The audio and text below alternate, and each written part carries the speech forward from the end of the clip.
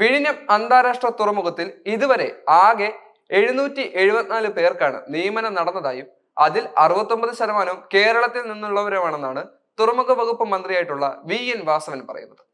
നിയമനം ലഭിച്ച കേരളത്തിലെ 534 പേരിൽ 553 പേരും ഏകദേശം 59% തിരുവനന്തപുരം ജില്ലയിൽ നിന്നുള്ളവർ തന്നെയാണ്.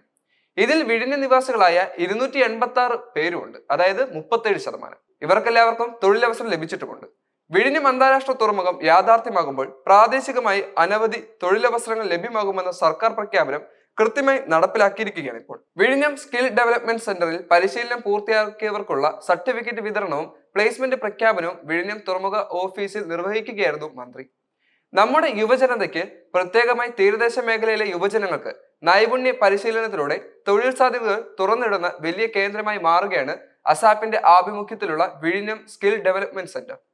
സ്കിൽ ഡെവലപ്മെന്റ് സെന്ററിനും പഠനവും പരിശീലനവും പൂർത്തിയാക്കിയവർക്ക് ഇന്ന് വിഴിഞ്ഞം അന്താരാഷ്ട്ര തുറമുഖത്തിൽ തൊഴിൽ ലഭിക്കുകയും ചെയ്തു. തൊഴിൽ ലഭിച്ച ഗുണഭോക്താക്കളിൽ തീരദേശ മേഖലകളിലെ മത്സ്യത്തൊഴിലാളി കുടുംബാംഗങ്ങളും ഉണ്ടെന്നുള്ളതാണ് മാതൃകയാക്കേണ്ട മറ്റൊരു കാര്യമെന്നും മന്ത്രി കൂട്ടിച്ചേർത്തു.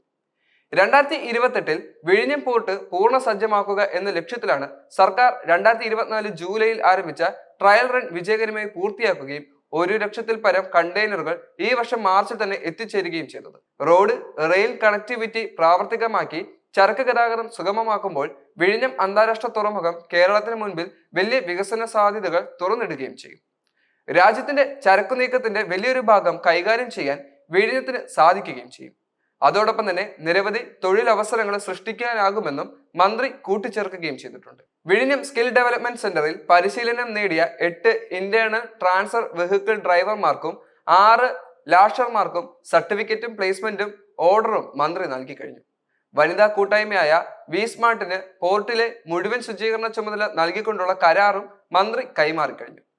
തുറമുഖ special secretary doctor A Kaushikan, വിഴിഞ്ഞം international sea port limited managing director doctor Divya S Iyer, വിഴിഞ്ഞം പോർട്ട് CEO പ്രദീപ് ജയരാമൻ തുടങ്ങിയവർ പങ്കെടുക്കുകയും ചെയ്തിരുന്നു.